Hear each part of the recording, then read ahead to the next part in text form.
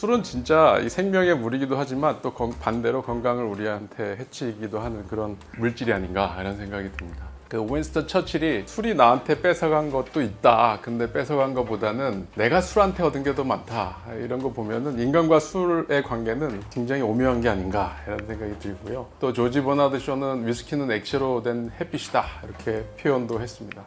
또 4개의 원소로 이루어진다는 것을 가지고 히포크라테스를 가만히 보니까 우리 인간은 무엇으로 이루어졌지를 분석한 거예요. 그랬더니 4개의 액체로 이루어졌다고 생각한 거예요. 만약에 피가 모자라 그럼 어떻게 하면 돼요? 수혈을 해야 되는데 옛날에 수혈을 할 수 있어요? 빨간색 액체를 우리 몸에 집어넣으면 그게 보충이 된다고 생각했어요. 그러면 왜 이 얘기를 하냐? 이 당시에 뭐 와인을 복용했다는 거예요. 이 당시에 뭔가 있는지 모르겠지만 와인이라는 건 포도가 썩은 거잖아요. 그냥 떨어진 물을 배고프니까 먹어봤는데 그게 먹으니까 어때요? 기분이 좋아졌겠죠. 빨간 게 없는 사람한테 그걸 먹였더니 기분이 좋고 병이 낫는 것 같아요.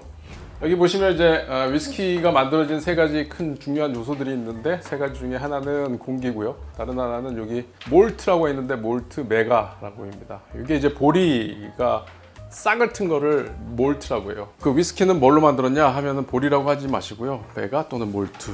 그 다음에 물이 굉장히 중요하죠. 그래서 이 3가지 요소가 근데 이 관이 목이 긴 것도 있고 짧은 것도 있고요. 그 다음에 이 관이 이렇게 아래로 돼 있는 것도 있고 수평인 것도 있고 이렇게 위로 된 것도 있어요. 무슨 차이가 있을까요? 발효한 액을 막 끓여요. 그럼 부글부글해서 올라갈 거 아니에요?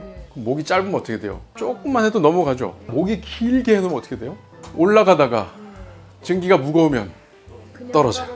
그러니까 목이 긴 증류기에서 나온 것은 자꾸만 증류를 많이 하고 그래서 가벼운 것만 넘어가니까 걔네들이 굉장히 순수해요. 여러 번 증류를 한 거니까. 뭘 갖고 스코틀랜드 위스키라고 하냐면 우선 스코틀랜드에서 생산을 해야 되고요. 그 다음에 보리를 싹을 틔워서 만든 메가 물 효모를 사용해야 되고 다른 걸 사용하면 안 된다는 거죠. 그러니까 스카치 위스키에 물론 요즘은 이제 다른 걸로도 만드는데 보통 메가를 가지고 만든다. 그 다음에 최소 3년 숙성해야 된다. 스카치 위스키는 적어도 우리가 사서 먹는 건 다 40도 이상이다 라고 보시면 될 것 같고 그 다음에 이제 이 지금 아일라 위스키 피트 위스키라고 하는데 이 피트는 2탄을 가지고 피트라고 하는데요. 그래서 여기 보면은 식물이나 이끼들이 다 썩지 못하고 오랫동안 퇴적돼서 발효된 게 여기 피트 이런 진흙 같은 건데 이거를 말려서 불을 피우면 불이 붙는데 이걸 태우면 어떻게 될까요? 연기가 엄청 많이 나요. 그러니까 연기가 나는 것들을 아까 어떻게 해요? 몰팅 할 때 거기다 그 연기를 훈연시켜서 입히는 거예요. 그러니까 그 냄새가 나는 건데 그 냄새가 피트 향이라고 하죠. 피트 향.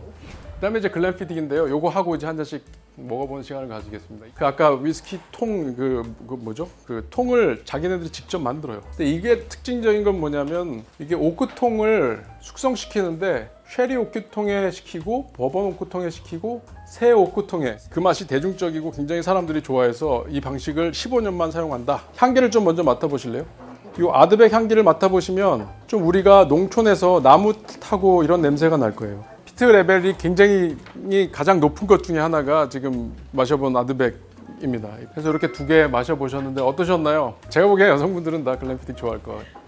토마스 쿤이라는 분 아시죠? 과학혁명의 구조 쓰신 유명한 과학 철학자인데 이 사람 중요한 거는 이 과학이 변하는데 이 패러다임이 변한다. 그래서 그 패러다임이 변하는 것은 뭔가 지식이 조금씩 변하는 게 아니라 갑자기 혁명이 일어나는 것처럼 완전히 바뀌는 거야. 이렇게 얘기를 주장을 했던 거고 쿤이 뭐라고 했냐면 어떤 과학적 지식이 예를 들어서 뉴턴의 과학적 지식과 아인슈타인의 과학적 지식은 2개가 비교할 수 없는 그런 영역이다. 라고 주장을 했는데 그 영역의 그 비교 불가능한 거를 설명하기 위한 개념으로 요 공약 불가능성을 가져왔거든요. 위스키에서도 우리가 맛을 볼 때 사람들이 공통적으로 느낄 수 있는 게 있지만 사람들마다 각자 개성이 다르고 각자 맛이 좋아하는 부분이 다르기 때문에 본인이 좋아하는 맛을 좀 찾아가면서 위스키를 즐기면 어떨까라는 생각에서 이 내용을 좀 갖고 왔고요. 그동안 들어주셔서 감사하고 혹시 질문 있으시면 이메일 있으니까 연락 주시면 제가 답변 드리겠습니다. 고생 많으셨습니다.